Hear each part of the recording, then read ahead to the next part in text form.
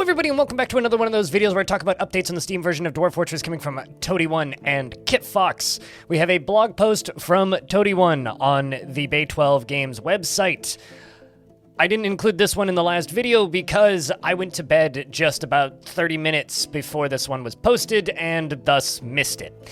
So here we are now, reading it. If you would like to skip the part where I read, skip to here. You still with us? All right, this is a beefy one. Let's get into it. And Tarn says, aside from any bits that get added or changed, the tooltips are done. There's about 350 of them. For the end of May, we decided to branch out into various matters to give the documentation brain a bit of a rest. I still have to do the larger instructional texts. What did this mean in practice? Well, there's a difficulty stuff that Zach mentioned, and lots of new settings to govern old behavior triggers and scales and caps. We also added settings for irritation of underground caverns, which governs forgotten beasts, which now also governs the underground people for their triumphant return. There's also a new irritation variable for outdoor wild areas, some additional smaller scale fun, and fun for everybody. Other changes were also made deeper underground, and this occupied quite a bit of the weekend. I did the Hotkey recenter menu. It's opened with a happy little button by the minimap with its two friends, the pop to surface and pop to deepest discovered point button. These can be very handy. We still only have the 16 hotkeys for recentering, but you can open the list and name and add as many hotkeyless recenter points as you want. Just click the recenter button for the scrollable list. We didn't want to have the old Z overview information about different categories of created wealth anywhere, so I've put that on a tooltip when you hover on your fort name and level and outpost, etc., which are now in the top status bar. This window will also let you know generally what you need to improve on your way up the nobility chain.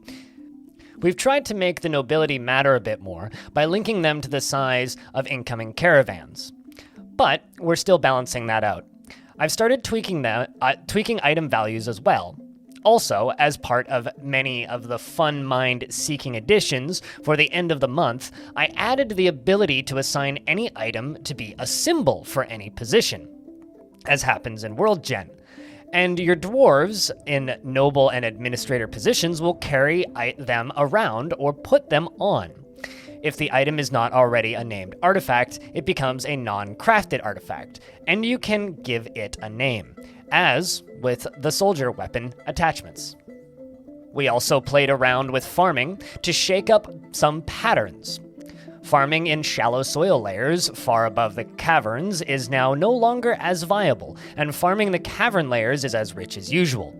These aren't large mechanical changes since we don't have time to do anything sweeping, and potentially destabilizing. But we're testing this as one of the many ways we're trying to make the caverns more engaging.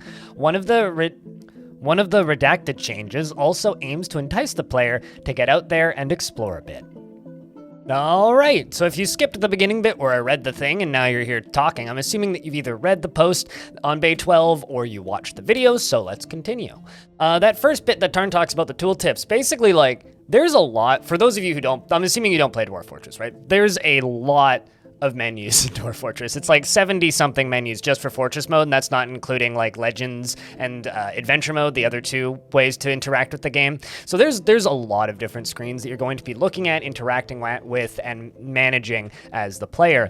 And so 350 tooltips, that's a lot of tooltips. This is kind of the first thing that I need to say. Since he says that he hasn't done the larger instructional texts, I'm assuming that means tutorialization of some sort.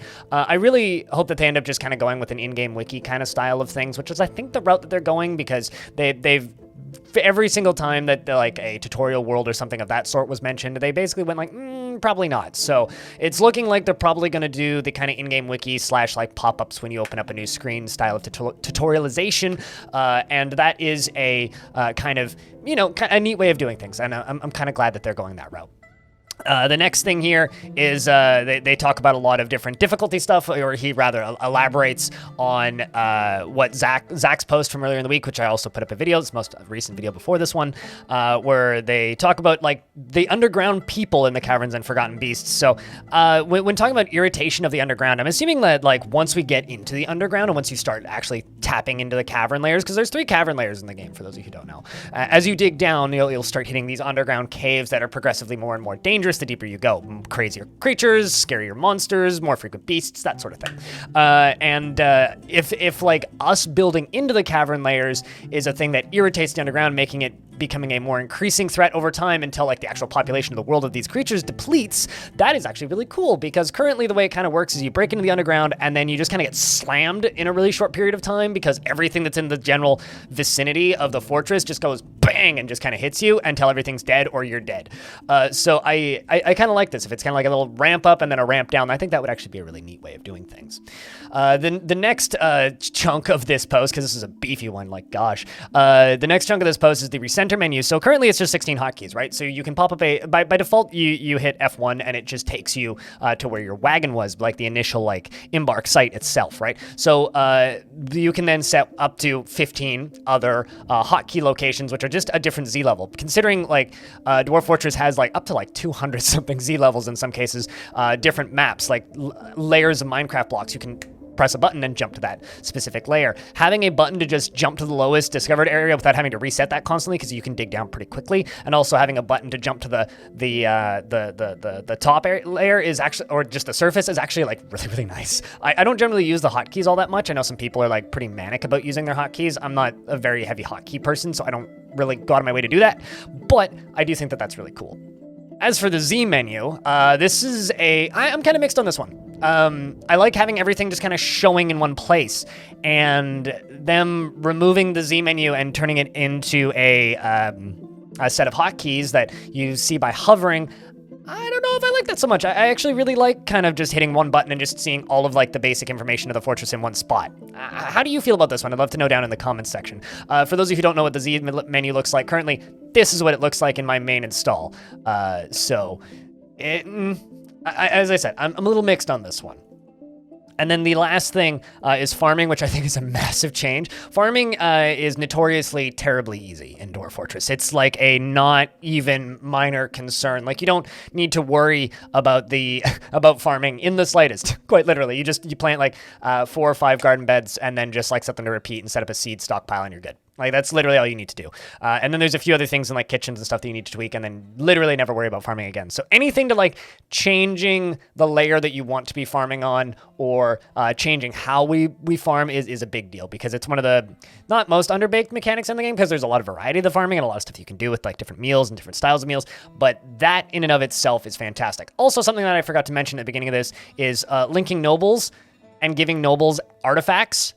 Fantastic. I'm really, really happy that nobles get to do something a little bit more interesting, because right now players just kind of have a habit of killing them. And I think that they are interesting storytelling mechanics, which is why I like having them around. If you enjoyed watching this video and you want to see more videos like it, go over to my YouTube channel. I put up videos for every single one of the Dwarf Fortress news updates, and I've got about 70 of them now. Little side note, if you want to scratch a Dwarf Fortress itch, but you haven't played it yet, and you haven't played Dwarf Fortress yet, but you want a game like that, Odd Realm, a little game that I quite enjoy, has a demo now on Steam. Go check it out. Links in the description. If you want to support this video directly, my patrons are on the screen right now. Thank you very much for watching this video, and I'll see you in the next one.